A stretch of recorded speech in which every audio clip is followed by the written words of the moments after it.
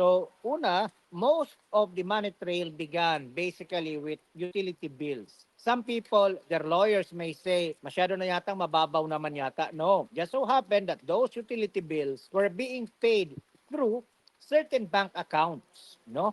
Mm. And those bank accounts were associated to Alice Leal Guo and the companies to which she is associated also. So parang lumalabas na because of the financial investigation that we were able to do, nakita namin yung mga domino pieces, so to speak, ng mga korporasyon nitong mga Guo na apparently were only created, incorporated for the purposes of laundering money, cleaning money. Because Mm. as we have seen in the Senate and the Congress and the House hearings, that the amount of money entering into these bank accounts, entering into and coming from these bank accounts, could not be possibly explained by the amount of income that they were getting through legitimate means. Di ba? Kaya tinamaan sila rito na may sapat tayong ebidensya na money laundering nga ito. Again, bakit po ba hindi ganun kadali? Sapagkat napakaraming bank accounts pong tiningnan. Hindi ko na matandaan kung ilan, but remember there are 87 money laundering counts na final tayo. 87